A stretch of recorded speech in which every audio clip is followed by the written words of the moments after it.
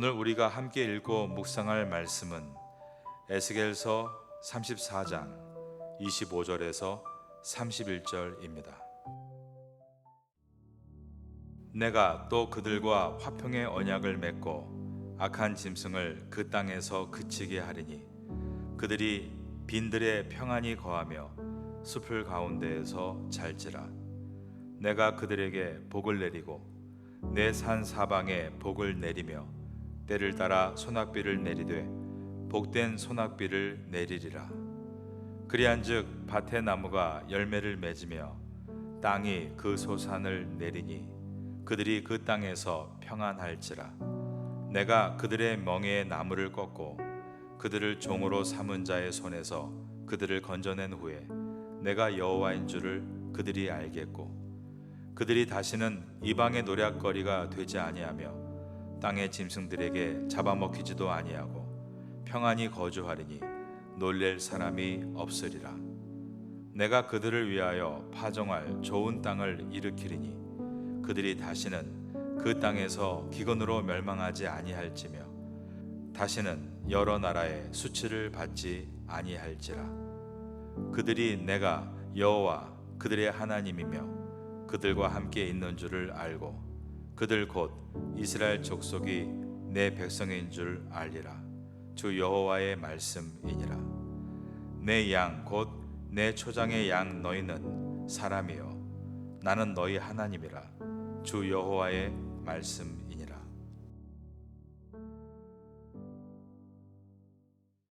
오늘 본문인 에스겔서 34장은 구약 성경 전체에 있어서 목자와 양의 관계를 가장 분명하게 보여주는 말씀입니다. 오늘 본문 에스겔서가 기록될 때 이스라엘 나라는 완전히 멸망해서 끊어진 상태였습니다.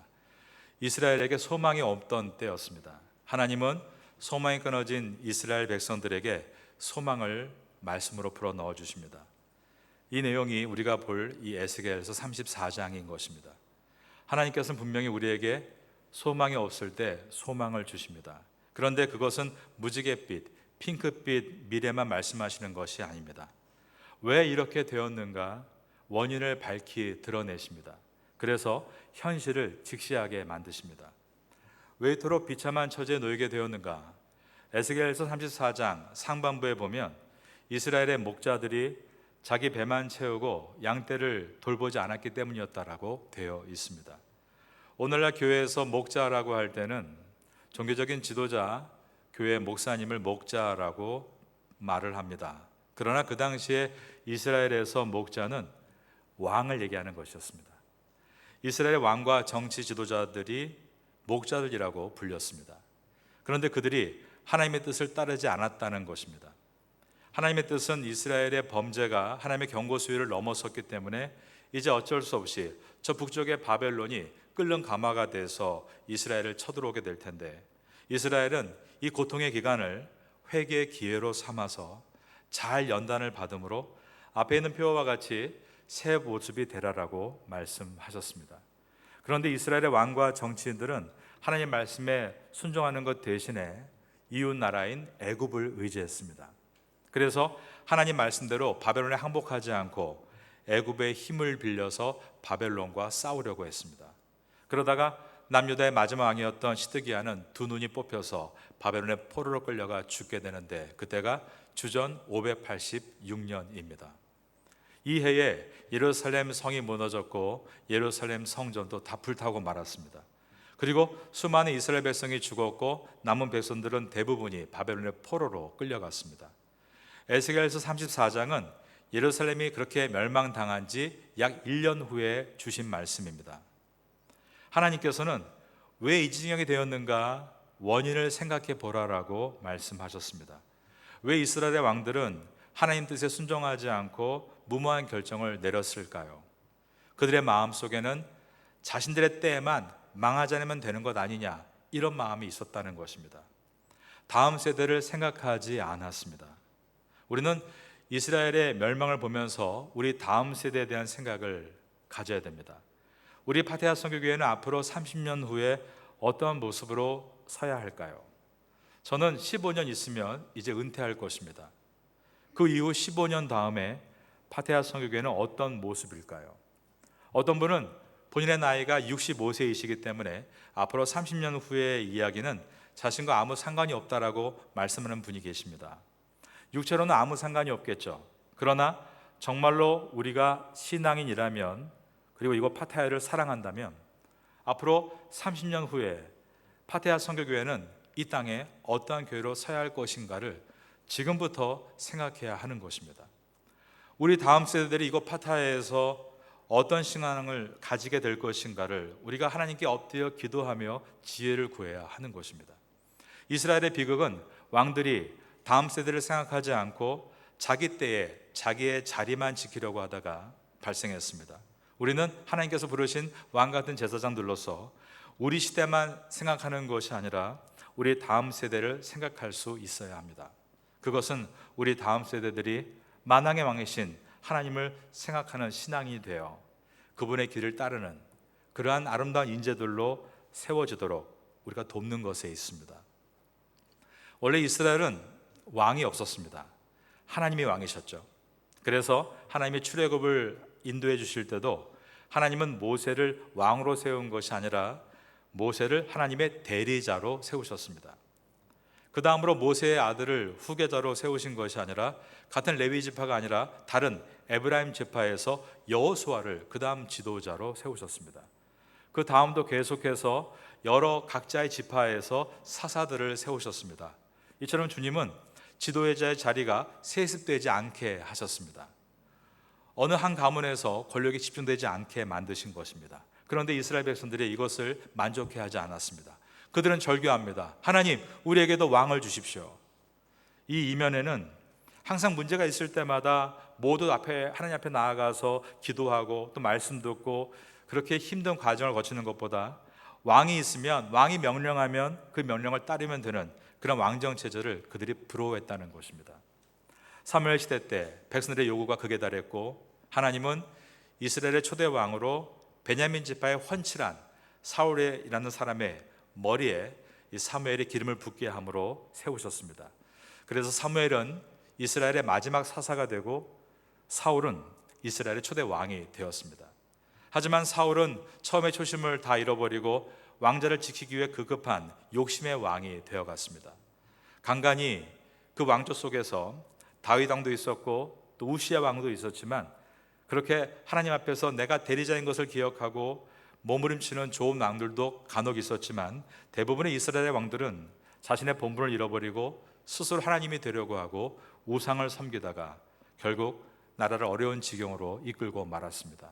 그러다가 나라가 완전히 멸망을 당한 것입니다. 이스라엘의 목자들은 양들을 돌보는데 실패했습니다. 그런데 하나님은 그렇게 잘못된 목자를 만나서 멸망당한 이 이스라엘 백성들을 그냥 방치하시지 않고 말씀으로 찾아오셔서 위로하셨습니다. 그 내용은 너희는 내 양이다. 나는 너희들의 목자다라고 하신 것입니다.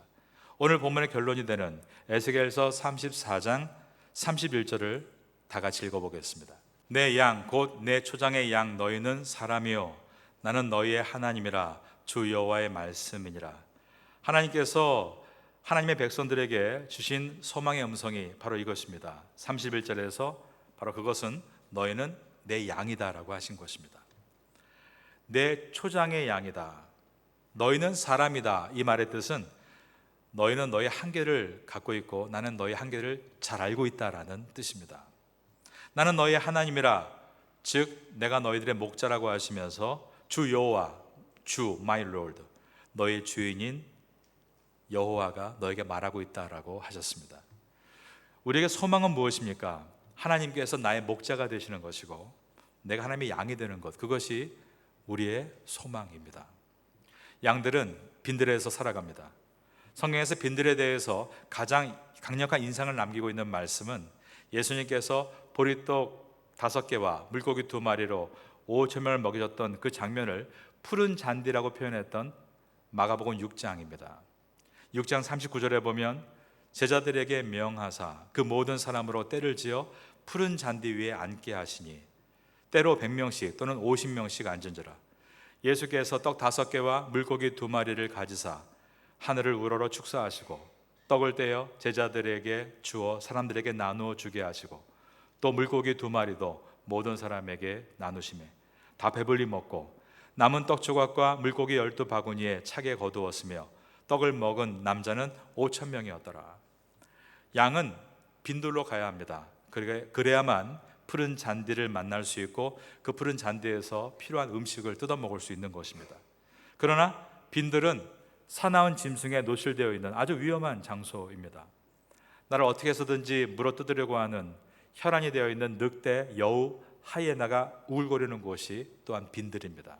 그래서 신앙생활을 처음 시작하고 뜨거워진 분들 중에 저는 교회에서 예배드리는 게 너무 좋아요. 저는 교회에서 봉사하고 교인들만 만나는 것이 너무 좋습니다. 이 파타야에서 이렇게 밖에 나가서 있는 것 두렵습니다. 그냥 교회에서 하루 종일 예배만 드리고 싶고 기도하고 싶고 또 출출하면 감자 쪄 먹고 교제하고 집에 돌아가면 좋겠습니다. 그런데 예수님의 수제자들도 베드로와 야고보와 요한도 이렇게 말을 했던 적이 있다는 것입니다. 예수님께서 함께 변화산 위에서 영광스러운 모습으로 변화되시자 그 황홀경에 빠진 이 세 사람은 저희가 이곳에 천막을 짓고 예수님만 예배하고 싶습니다라고 말한 것입니다. 하지만 예수님은 그들의 요구를 수용하시고 산 위에 머물도록 허락하신 것이 아니라 너희는 다시 산 아래 빈들로 돌아가야 한다라고 하셨습니다. 그래서 아까 우리 불렀던 찬송가의 가사 3절은 밤 깊도록 동산 안에 주와 함께 있으려 하나 괴로운 세상에 할 일 많아서 날 가라 명하신다 라고 되어 있는 것입니다. 우리가 이곳 교회를 떠나서 들어가야 할 우리의 빈들, 사회와 학교와 직장은 만남과 배움과 수익을 얻을 수 있는 푸른 풀밭은 맞지만 결코 살기에 만만한 장소는 아닙니다. 지난 한 주간 동안 제가 교회에 있을 때 빈들에 사는 어려운 2분이 저를 찾아오셨습니다. 한 분은 제 사무실로 직접 찾아오셨는데 한국에서 15년 동안 음식에 관련된 일을 하시다가 국내에서 더 이상 직장을 구하지 못해 기초수급자가 되었고 고시원에 살다가 나도 한번 좀 새로운 길을 열어봤으면 좋겠다. 그래서 무작정 태국에 와서 직장을 구했는데 결국 실패해서 지금 제 주머니에 단돈 50바트밖에 없습니다. 그리고 저희 교회를 걸어오신 것입니다. 또 한 분은 문자로 자신의 고통을 알리셨는데 그분은 이곳에 아주 오래된 교민으로서 건실한 회사를 다녔던 분입니다. 그런데 개인 사업을 했다가 실패하게 돼서 어려운 가운데 가끔 교회에 와서 저와 이야기를 나누는 구도자이십니다. 그분이 문자를 보내셨습니다. 잘 지내시는지요, 목사님? 하루하루 1시간 1시간이 너무 힘듭니다. 숨막히는 시간이 지속되니 괴롭고 자신감도 떨어지고 포기할까 두렵습니다.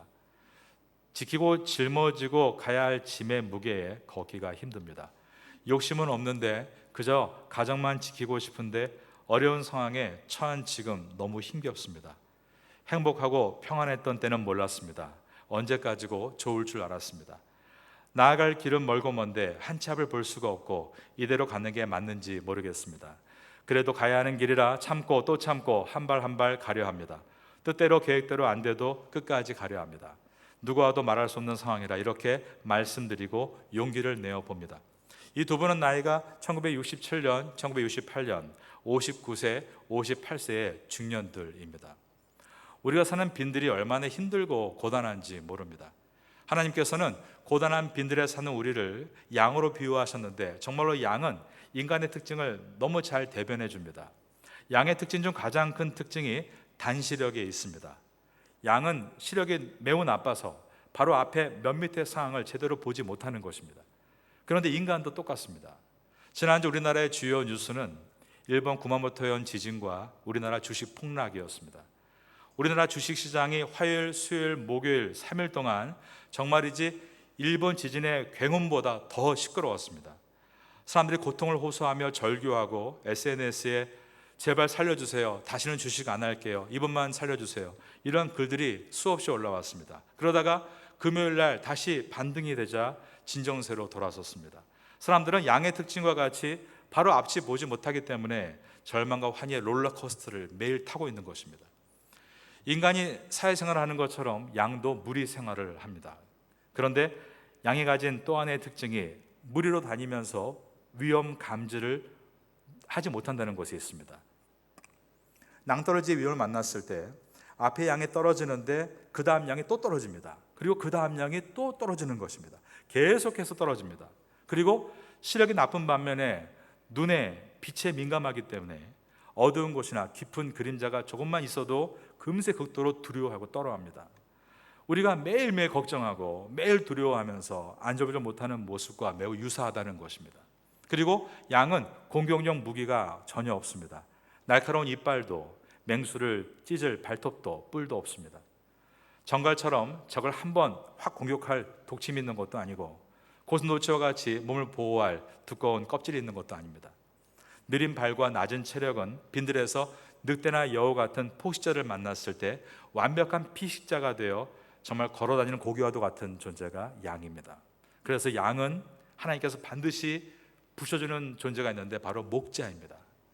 이 땅의 가축들에게 양은 항상 하나님께서 목자를 붙여주셨습니다. 그런데 이것이 바로 우리의 모습입니다. 우리도 마찬가지입니다. 교회를 떠나서 다시 한 주간 동안 빈들로 우리의 일터로 들어갈 때 우리에게는 목자가 필요합니다. 사람들은 슈퍼맨, 배트맨, 히어로를 원합니다. 강력한 지도자가 나타나서 우리의 삶을 편하게 먹고 살 수 있는 유토피아로 만들어주기를 원해야 합니다. 그러나 미국, 러시아, 중국, 열강의 지도자들이 참된 목자 역할을 하고 있는가 돌아볼 때 정말로 절망과 한숨만 나옵니다. 마치 이스라엘의 왕들의 오판으로 인해서 이스라엘 백성이 멸망했던 것을 떠올리게 해주는 장면들입니다. 그러므로 우리에게는 정말이지 진정한 목자가 필요합니다. 그런데 놀라운 말씀이 성경 속에 들어있습니다. 그것은 예수님께서 이 땅에 오셔서 하신 말씀이 나는 너희의 선한 목자라고 하신 것입니다. 요한복음 10장 11절 이하에서 주님께서 이렇게 선언하십니다. 나는 선한 목자라. 자신을 선한 목자라고 말씀하시면서 선한 목자는 양들을 위하여 목숨을 버리거니와 삭구는 목자가 아니요 양도 제 양이 아니라 이리가 오는 것을 보면 양을 버리고 달아나나니 이리가 양을 물어가고 또 해치느니라.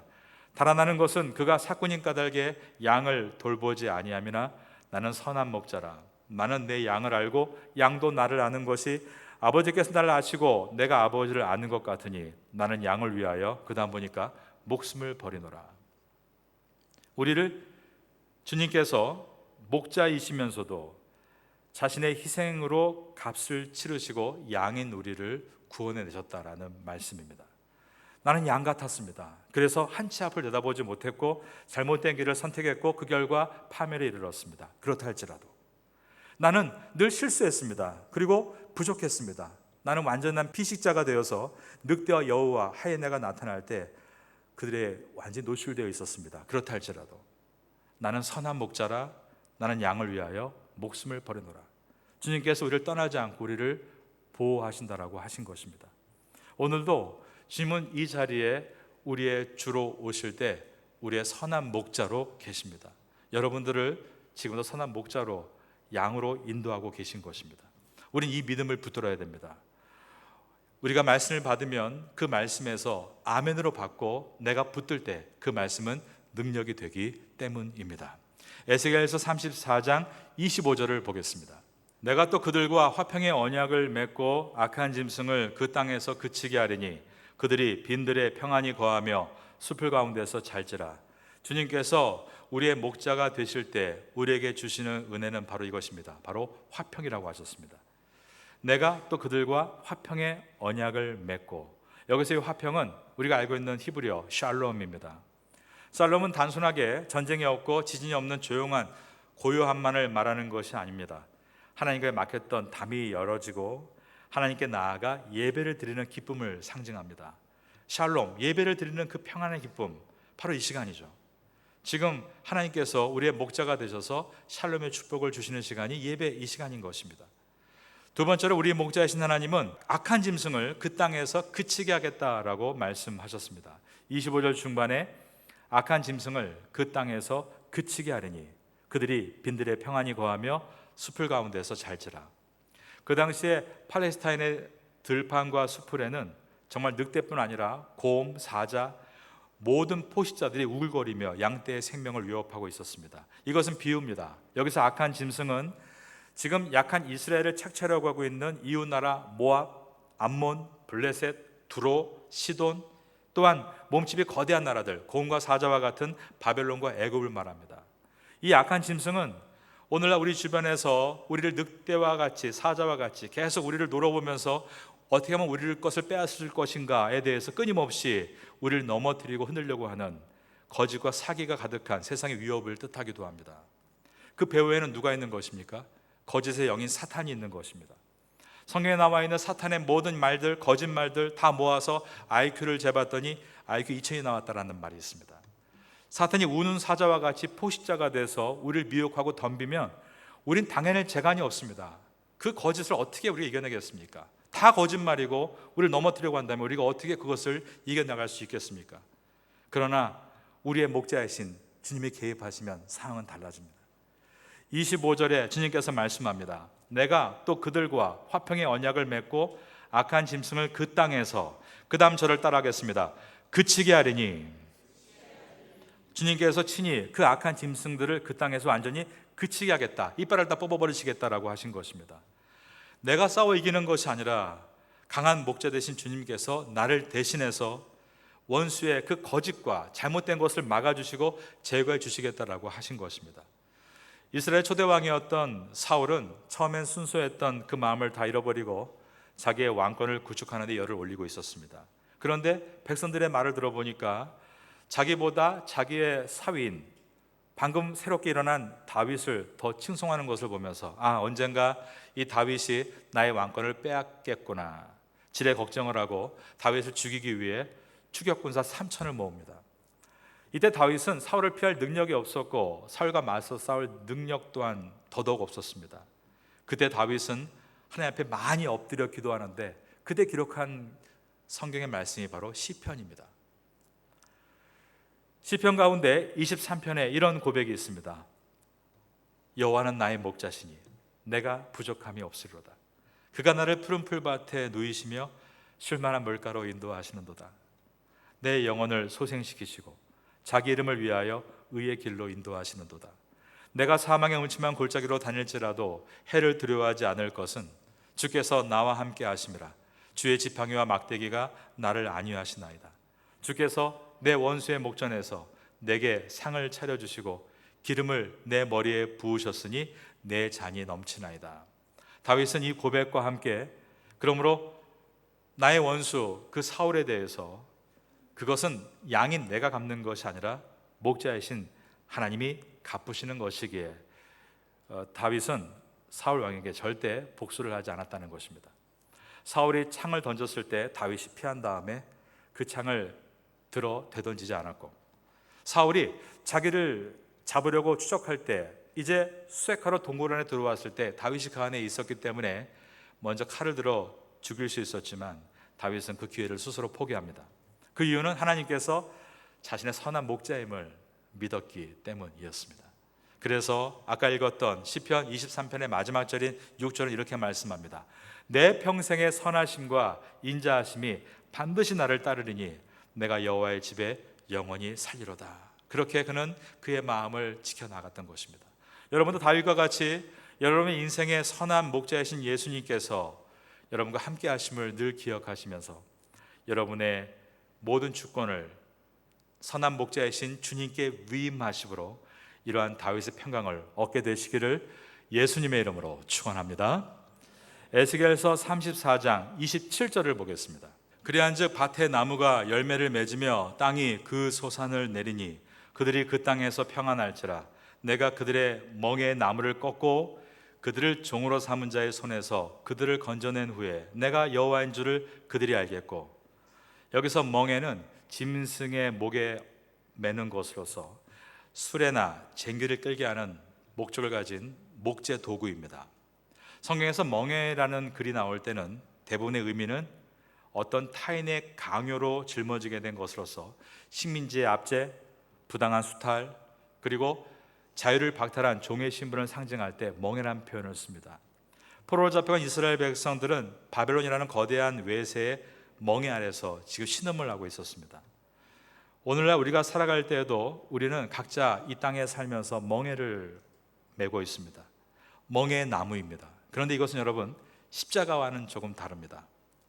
예수님이 지신 십자가는 예수님 자신의 문제를 위해 지신 것이 아니라 전적으로 죄인인 우리의 문제를 위해 대신 지신 것이 십자가입니다. 그러므로 십자가는 타인을 위해 지는 것을 뜻합니다. 그러기에 우리가 살면서 느끼는 무거운 짐의 무게는 모든 게 다 십자가에서 온다기보다 대부분 이 땅을 살면서 내가 사는 동안 어쩔 수 없이 지는 멍에 나무라고 말할 수가 있겠습니다. 나를 끊임없이 압박하는 물질의 멍해가 있습니다. 벗어나기 힘든 죄와 중독의 멍해가 있습니다. 세상의 가치관에 씌워놓은 압박의 멍해가 각자에게 다 있습니다. 저는 지금도 마음 남은 곳에 늘 아픔이 있는 사건이 있는데 파타야에 사는 아주 훌륭한 어린이였습니다. 그런데 부모님이 이곳에 있는 동안 이 똑똑한 아이를 세상의 가치관으로 멍해를 씌웠습니다. 월화수목금토일 일주일치 시간표를 다 쉴 틈 없이 짜주고 드라마 스카이캐슬과 같이 아이에게 감당할 수 없는 멍해를 씌웠습니다. 결국 이 아이가 마지막에는 마음의 병이 들었습니다. 한국에 돌아갔을 때는 무기력증에 빠졌고 결국 학교를 그만둘 수밖에 없었습니다. 여러분, 양이나 소가 스스로 결코 자신의 목에 매인 멍해를 부수거나 벗어낼 수 없습니다. 그러나 우리의 참된 목자이신 하나님이 개입하시면 상황은 달라집니다. 하나님은 멍해를 그냥 벗겨주시는 정도가 아니라 다시는 그 멍해가 오지 않도록 그 멍해 나무를 부서뜨리겠다라고 말씀하셨습니다. 27절 중반에 보면 내가 그들의 멍해 나무를 꺾고라고 하신 것입니다. 우리는 종으로 이 땅에 살면서 우리의 멍해를 메고 있는 원수의 손에서 벗어나기가 어렵습니다. 그러나 우리를 완전히 구원해 주시는 이 십자가의 은혜가 있는 그 능력의 주님이 우리의 멍해를 다 부숴서 건져내 주시는 것입니다. 주님은 그렇게 하고 나서 우리에게 복을 주시겠다고 하시는데 그 복의 표현을 소나기로 말씀하셨습니다. 26절 말씀입니다. 내가 그들에게 복을 내리고 내 산 사방에 복을 내리며 때를 따라 소낙비를 내리되 복된 소낙비를 내리리라. 하나님은 믿음의 첫사람이었던 아브라함을 부르실 때 복을 주시겠다, 복이 될지라 라고 하셨고 그 이후로 모든 믿는 우리들에게 항상 복을 말씀하시면서 오늘 이 본문에서는 그 복을 소낙비와 같이 주시겠다라고 말씀하셨습니다. 내가 그들에게 복을 내리고 내 산 사방에 복을 내리며, 정말 이 빈들에 하나님의 비가 쏟아지면 푸른 목초지로 변합니다. 마찬가지로 우리가 살고 있는 환경에 하나님께서 축복을 비처럼 주시면 우리의 일들은 다시 풍성해지고 새로운 새싹이 피어오르듯 새로운 일들을 시작할 수가 있습니다. 무엇보다 내 심령에 그 주님의 은혜의 비가 내린다면 우리는 다시 비전이 시작되고, 그러면 늘 태국에서 수많은 경쟁자가 치열하게 싸우는 레드 오션에서 난 안 된다, 불가능하다, 못한다 그런 노래만 부르는 것이 아니라 블루 오션을 보게 되고 된다, 가능하다, 할 수 있다 비전의 노래를 부르게 되는 것입니다. 여러분, 지금 여러분은 여러분 마음의 심령에 어떤 레코드판이 돌고 있습니까? 안 된다, 불가능하다, 못한다, 나는 불쌍하다 슬픈 노래가 늘 흘러나오고 있습니까? 아니면 된다, 가능하다, 할 수 있다, 왜냐하면 주님이 나의 목자시고 그분이 나를 태우게 보내셨기 때문이다, 그런 기쁨의 노래가 흘러나오고 계십니까? 우리 하나님은 하나님의 사람들에게 축복의 비를 소낙비처럼 내려주시겠다라고 말씀하셨습니다. 여러분의 개인과 가정과 사업체에 하나님의 축복의 비가 임하신다는 이 말씀을 여러분들은 붙드셔야 합니다. 왜냐하면 말씀은 곧 하나님이시고 그 말씀은 비록 한 사람이 여기서 선포하고 있지만 여러분을 위한 말씀이기 때문입니다. 중요한 것은 축복의 타이밍입니다. 26절에 보니까 내 산 사방에 복을 내리며, 그 다음 절을 따라하겠습니다. 때를 따라 소낙비를 내리되라고 하셨습니다. 하나님의 복이 소낙비, 즉 장대비처럼 막 떨어지는데 그 비는 우리가 늘 경험하지만 비는 타이밍이 맞지 않으면 곡식을 망치고 홍수를 만들어냅니다. 씨를 뿌릴 때, 줄기가 자랄 때, 그리고 열매를 맺게 할 때, 그때 필요한 비야말로 곡식을 살리는 생명수가 됩니다. 우리의 삶도 마찬가지입니다. 우린 당장 문 앞에 있는 문제를 해결하기를 원하고 그때 비가 떨어지길 바라지만 우리 인생을 돌아보면 꼭 그것이 좋은 것은 아니었음을 고백합니다. 그때 그렇게 복을 받고 내가 더 좋았나? 더 내가 주님과 가까워졌나? 오히려 그때 그것 때문에 주님과 멀어지진 않았나? 돌아보면 정말 주님의 은혜가 가장 적당한 나에게 왔을 그때는 내가 가장 외로웠을 때고 내 고집이 다 빠졌을 때였고 오직 주님만 바라볼 때였으며 그렇게 내가 가장 무너져 있을 때 그때 나에게 임한 은혜는 정말로 귀한 것이었습니다.